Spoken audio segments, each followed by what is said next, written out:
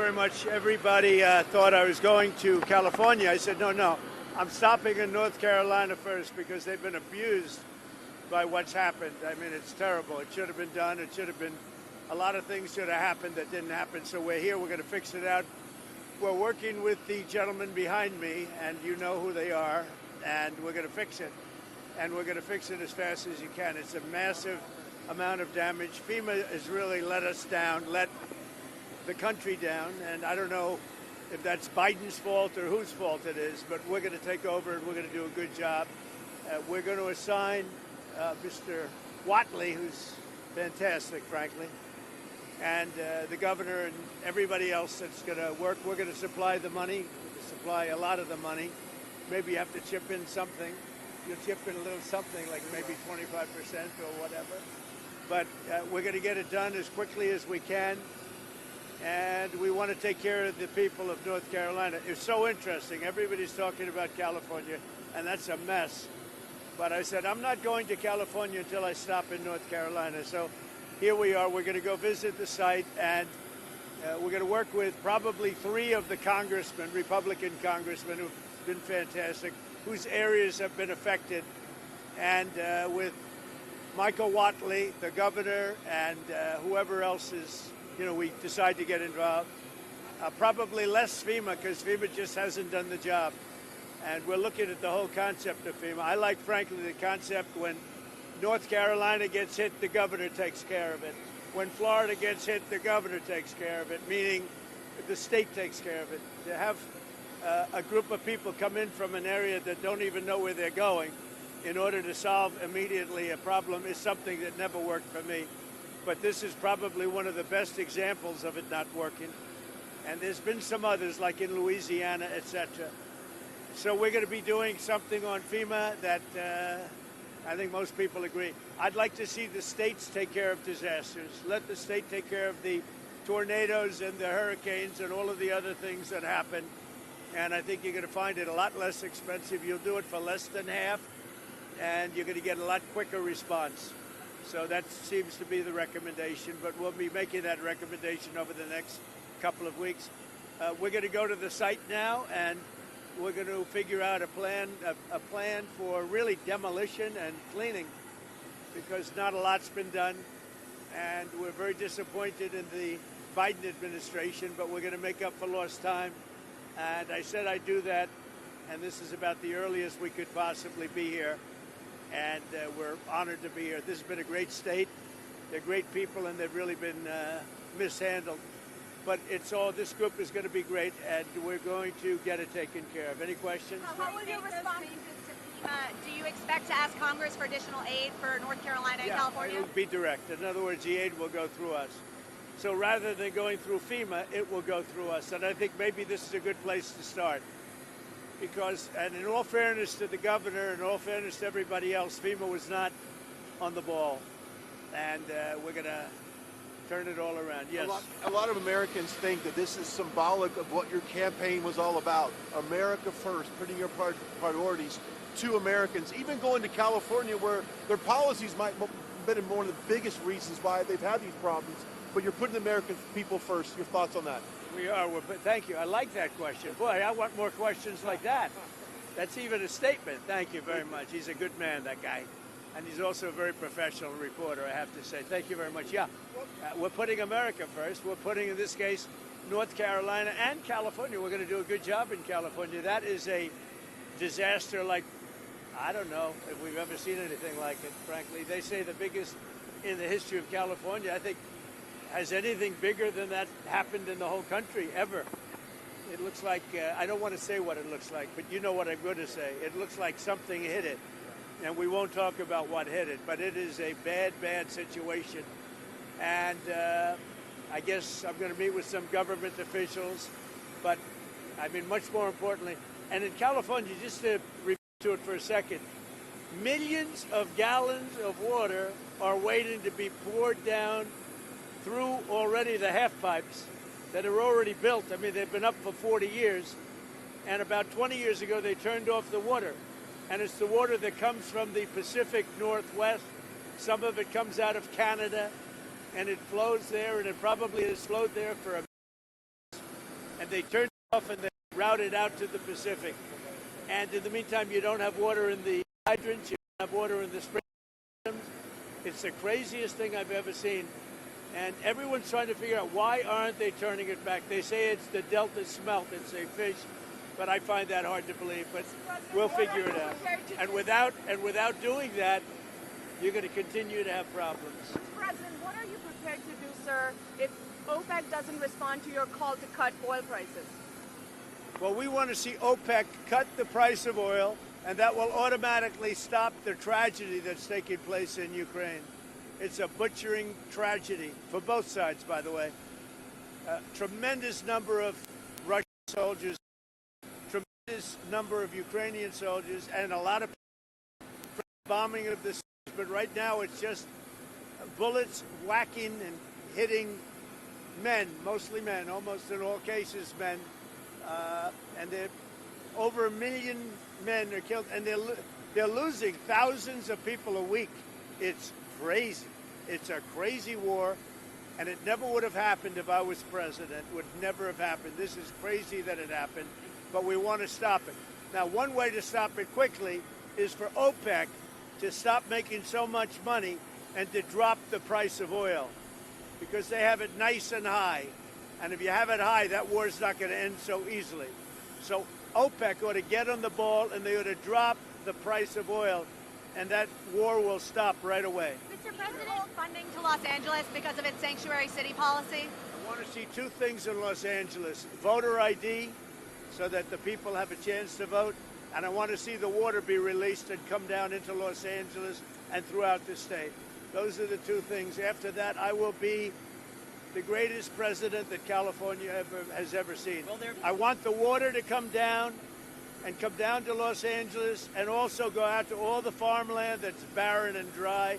You know, they have land that they say is the equivalent of the land in Iowa, which is about as good as there is anywhere on earth. The problem is it's artificial, because they artificially stop the water from going onto the land. So I want two things. I want voter ID for the people of California, and they all want it. Right now you don't have voter ID. People want to have voter identification. You want to have proof of citizenship. Ideally, you have one-day voting, but I just want voter ID as a start, and I want the water to be released, and they're going to get a lot of help from the U.S. Thank you very much. I'll see you in a little while. We'll see you at the site. We'll see you at the site. Deportation flights. Where are they going from? Where are they going to? Deportation's going very well. We're getting the bad, hard criminals out. These are murderers. These are people that have been as bad as you get, as bad as anybody you've seen. We're taking them out first. Thank you.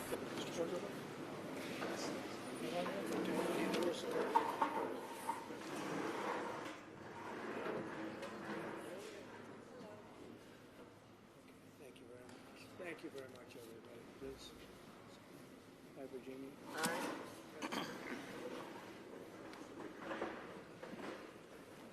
Well, thank you very much. It's a little cold outside, but you're getting used to the cold. And one of the things that are very important to me, and one of the reasons I'm happy that we won so convincingly, is to help North Carolina get fixed up. They supported us in record numbers, and I'm supporting them in record numbers too. And they had me set. I wanted to go to Los Angeles and see what was going on with California, why they aren't releasing the water. Millions and millions of gallons of water. They're sending it out to the Pacific. Someday somebody's going to explain that one. In the meantime, they have no water in Los Angeles, where they had the problems. So we're going there. But I said, well, what about North Carolina? Well, you could do that. No, I can't. I said, we're stopping in North Carolina first, and then we're going to Los Angeles. And we just appreciate the outpouring of love that we've had here. Laura was, as you know, very instrumental in the campaign. And she lived here and is loved, and we appreciate it. And Michael Whatley has been incredible, wherever Michael is. Hello, Michael. Michael Whatley has been great, and your congressmen have been great. And what we thought we'd do is take a quick look around. First, we wanted to do this. I want to say that we're very disappointed in FEMA. your new governor, it's not his fault. He's brand new to the whole situation. But we're going to work together with the governor. We're going to work together with the senators, but really we're going to work a lot with your congressmen, especially the three that are in the area, and Michael Watley. And I'd like to put Michael in charge of making sure everything goes well. And Franklin Graham has been unbelievable. We've made a big contribution to Franklin, and we'll continue to do so. But I've been hearing nothing but praise for the job that Samaritan's Purse has done with Franklin, and we appreciate it. Where is Franklin? He's around here someplace. And that good-looking guy, he's always been a good-looking guy. His father was a good-looking guy, too, I'll tell you. We loved his father, right? I saw his father in the latter years, and I said, well, he doesn't have long to go. He was having a hard time, and he lived about 3 or 4 years after that, right? They say it was good stock. He had the ultimate good stock. But I want to thank you, Franklin. You've been fantastic here, and everywhere he goes, he's always the first one I see. People don't realize it, how good it is. A lot of people, they go, well, maybe it's for the people that he's got, and you guys know because you're here, but the people that he's got have done amazing work. So I just want to thank everybody. We're going to get over and take a look. We'll say a few words. I do want to introduce some of the people that we have, and our First Lady. We'll start with our First Lady. She wanted to be here because of North Carolina, and then I said, well, you can do that, but you're going to have to come to California, too. And she said, that's okay. And we got to fix that one up, too. You ever see anything like that one? It's who would have thought that could have happened? So, Governor Josh Stein, thank you very much. We appreciate it. And we're going to have a very long and good relationship. Representatives, maybe stand up if you would so the press can see. Representatives Chuck Edwards. Chuck, thank you. Thank you, Chuck. Tim Moore. Virginia, you know Virginia Fox, a legend. She is such a powerful woman. Pat Harrigan. Pat, thank you very much. Your Agriculture Commissioner, who I hear is excellent, Steve Troxler. Steve, thank you very much. Good job, Steve. You got plenty to do, right? Huh? More than you ever thought. North Carolina Speaker Dustin Hall. Thank you, Dustin. Thanks, Dustin. Very good. House Majority Leader Brendan Jones. Brendan, thank you very much. We're making progress, Brendan. State Representatives Dudley Green, Carl Gillespie. Thank you very much, fellas. Good. Good. Thank you very much. State Senators Kevin Corbin, Warren Daniel. Thank you. Thank you very much, Kevin, Warren. And County Commissioner Jennifer Best. Thank you, Jennifer. Thank you. So Hurricane Helene was one of the worst natural disasters in American history. It was far worse than it was even billed. I have never seen such water damage. It was largely water damage, wind damage, but water damage nobody's ever seen. I've been here, as you know, numerous times, but now I'm here in a position where we can do something, meaning I've been in office for 4 days, and I wanted to come sooner, but actually they had a little problem with getting logistically in here, but I would have been here even sooner. 104 North Carolinians have lost their lives. Is that now a fairly firm number, or are they still finding people? You know, what do you think? They're still finding people? Pretty much okay? It's a lot of people. 104 people lost their lives. 73,000 homes were severely damaged or destroyed. And I'll tell you, I've been to a lot of them, and this was like lots of hurricanes in one. I've never seen such damage done by water. And the water came, it was violent, and it left, and there was like nothing left. It's really pretty amazing. At one point, half of the emergency calls to FEMA went unanswered. That's real bad. FEMA was not doing their job. The city of Asheville went without running water for 2 months. A whistleblower testified that some FEMA employees refused to help people who displayed Trump signs on their property. I think that's true, isn't it? I read that. It's not nice. That's not too nice, is it?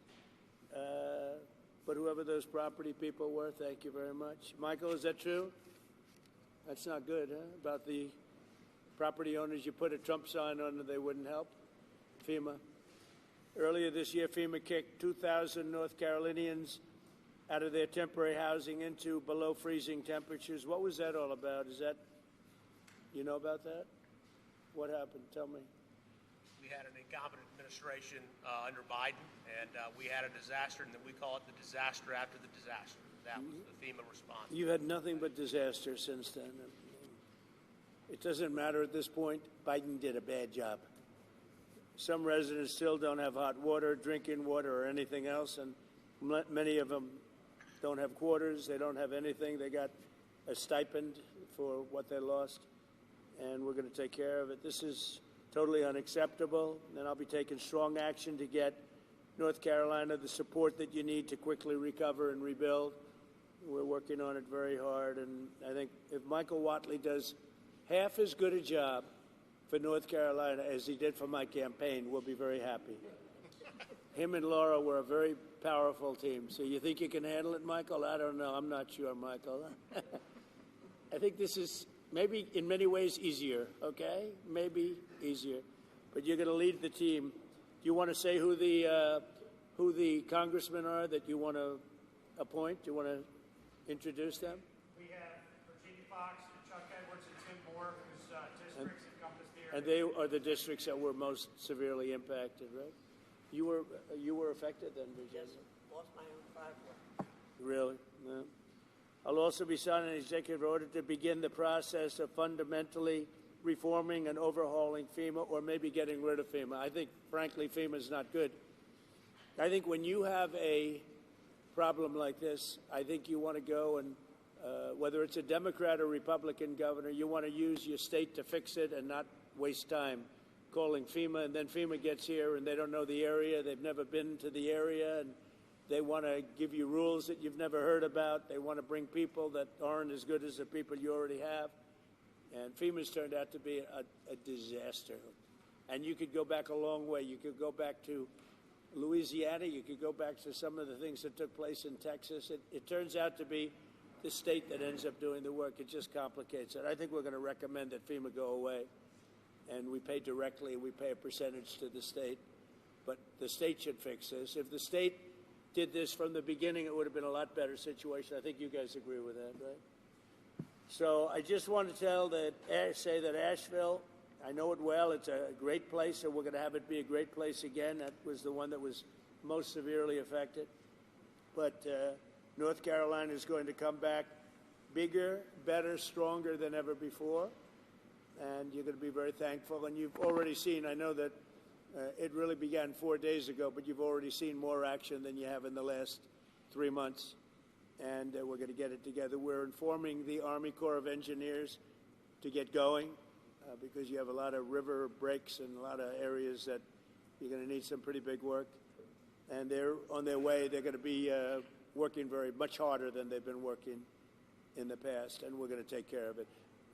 Any questions from the press of any of the congressman, governor, anybody?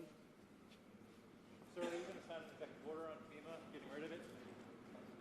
Can you say more about signing an executive order to get rid of FEMA, please? FEMA has been a very big disappointment.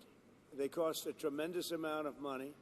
It's very bureaucratic, and it's very slow. Other than that, we're very happy with them.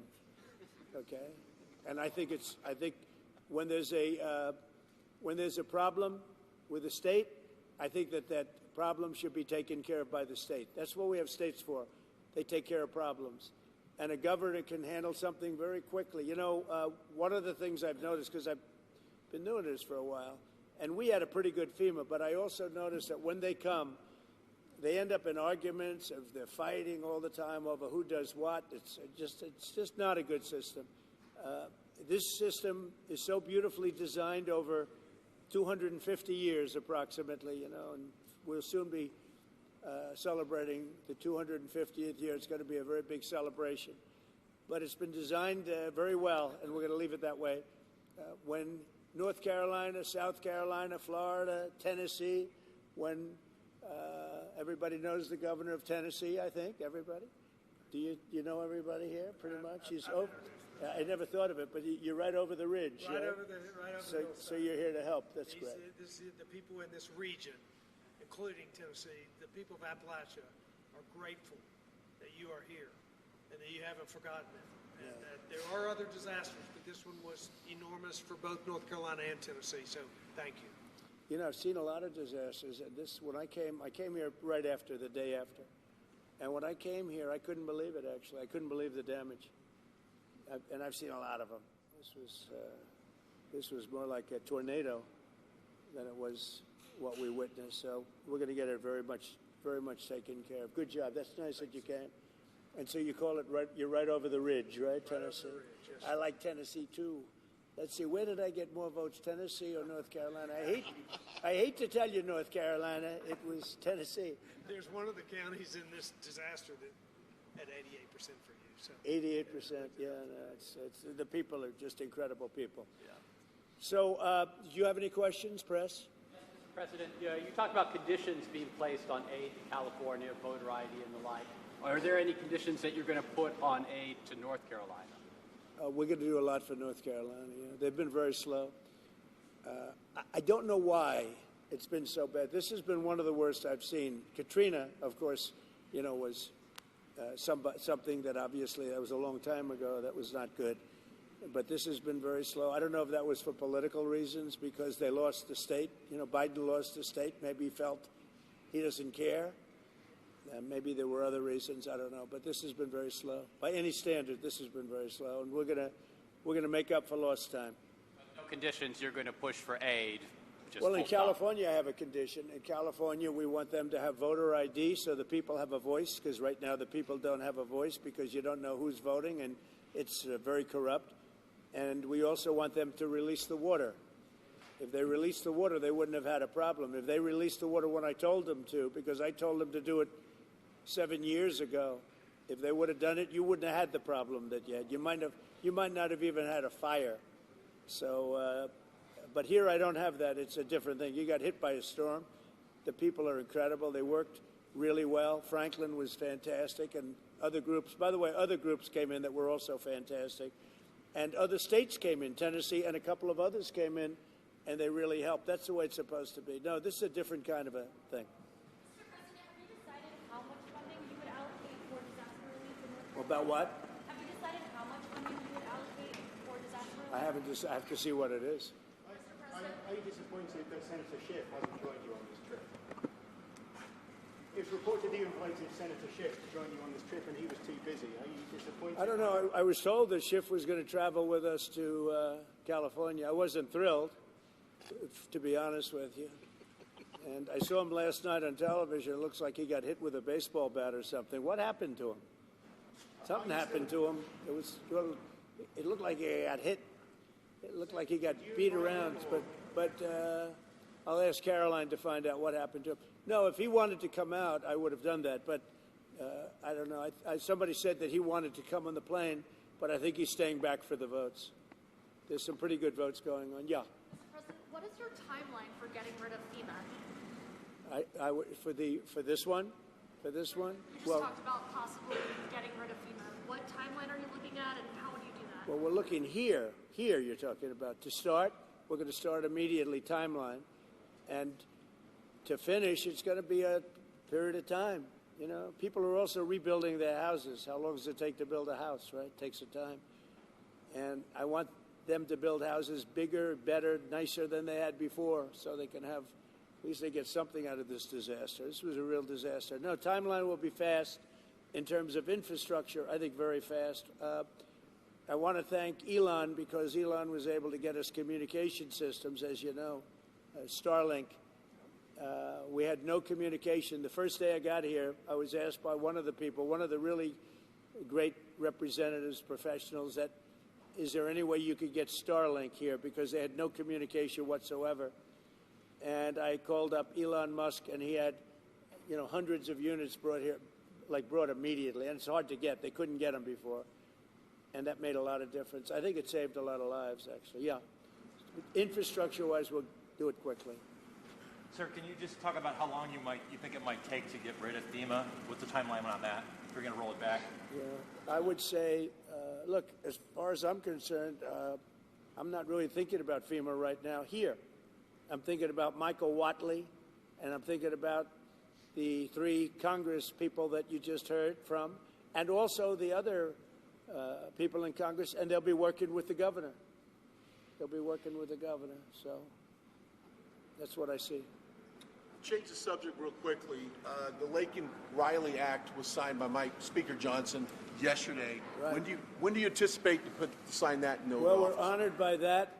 Laken Riley, I was there at the time, and we had a big meeting with the parents right after that horrible thing took place. And we have an act. You all know what that act represents. And it was a bipartisan bill. Many Democrats signed onto it. That's something that is a tribute to Laken, a beautiful young lady who was killed viciously by an illegal alien. And we passed a very powerful bill, and it was just approved, and we'll have a ceremony sometime very shortly. I'll be signing it.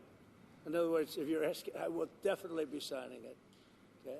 Yeah. Mr. President, the security detail for Anthony Fauci was terminated last night, and I'm wondering if you have any comment on that. About what? The security detail for Anthony Fauci was terminated last night, sir. Do you have a comment? No, I think, when you work for government, at some point your security detail comes off. And, you can't have them forever. So I think it's very standard. If it would be for somebody else, you wouldn't be asking the question. The question is very fair. But, you work for government. We took some off, other people too. But you can't have a security detail for the rest of your life because you worked for government. Is this respiratory taken off, sir? Yeah, we'll see what happens. Would you feel partially responsible if something would happen to, say, Dr. Fauci No. or John Bolton? No. They all made a lot of money. They can hire their own security, too. All the people you're talking about, they can go out. I can give them some good numbers of very good security people. They can hire their own security. They all made a lot of money. Fauci made a lot of money. They all did. So if they, felt that strongly, I think that certainly I would not take responsibility. Now, North Carolina is a state that relies on trade and manufacturing. Are you going to have an announcement on new tariffs coming soon? Is there a timeline now? Yeah, the tariffs are going to make our country rich. We're going to be a rich, rich country very soon. Tariffs are going to make it rich, and competence. We have common sense, competence, and tariffs. The word tariff is one of the most beautiful words in the dictionary. Now, Jonathan Reynolds, the business secretary of the United Kingdom, said that there's an even trade between the U.S. and the U.K., so they shouldn't have tariffs. Does trade imbalances or a balanced trade affect tariffs and your decisions? Yeah, unbalanced and balance, and also deficits. Like with Canada, we lose $200 billion a year with Canada. That's because we allow them to make cars. We allow them to take lumber. We don't need their cars. We don't need their lumber. We don't need their food products because we make the same products right on the other side of the border. It's sort of crazy. So we've just allowed that. Bad management has allowed it over the last 4 years in particular to become very imbalanced. And I said I call him Governor Trudeau, but he's Prime Minister Trudeau when he was Prime Minister. I asked him, why would we do that? Why? And he was unable to give me an answer. He said, I don't know. And I said, do you think it's fair that we're paying $200 billion to keep Canada going? And what would happen, I asked him, what would happen if we didn't do that, if we didn't subsidize Canada? He said, we'd be a failed nation. And I said, then you should be a state. Because why are we paying all of that money to Canada when, we could use it ourselves, right? So we take care of their military. We're going to order about 40 Coast Guard big icebreakers, big ones. And all of a sudden, Canada wants a piece of the deal. They say, why are we doing that? I mean, I like doing that if they're a state, but I don't like doing that if they're a nation. Also, they've been very nasty to us on trade. Historically, Canada has been very, very bad to us, very unfair to us on trade. So we'll see how it all works out. The United Kingdom I might would be love the to better see spot. Canada be the 51st state. The Canadian citizens, if that happened, would get a very big tax cut, tremendous tax cut, because they're very highly taxed. And you wouldn't have to worry about military. You wouldn't have to worry about many of the things. You'd have better health coverage. You'd have much better health coverage. So I think the people of Canada would like it, you know, if it's explained. But just to start off, they'd have a massive tax cut, and they'd have a lot more business, because then we'd let business go to Canada routinely, and there'd be no tariffs. You know, if we did that, there'd be no tariffs. So the United Kingdom might be in a better spot then. Reverend Franklin Graham has been a great asset to the state. Talk a little bit about the way Samaritan Purse has helped North Carolina. Yes, once again, the first. Reverend Franklin Graham has been a big part of Samaritan Purse and their aid to North Carolina. Just want to get your thoughts on that. Well, Franklin Graham has been a big asset to the state. His father was a big asset to the state, to the country, both of them. I just think this. I think Franklin and other people that are doing what Franklin have done, but you know, I've known Franklin so long. He was at the inauguration. He made a speech, beautiful prayer. He does a great job, and we made a big donation, and it was money well spent. Sometimes you make donations, it's not well spent. He's done a great job here. He's done a really great job. So I want to thank you. We're going to the site now, and one of the sites, and I think for those that haven't seen it, you won't even believe it, but not enough work was done. We'll get it done fast. And I can speak for the Republican congressman. We're going to knock it out, right? We're going to knock it out. And I think we take it very personally, because North Carolina was very unfairly treated, very, very unfairly treated. And it was obvious. It was too obvious. And we're going to make up for lost time. So thank you to the people of North Carolina. Thank you, everybody.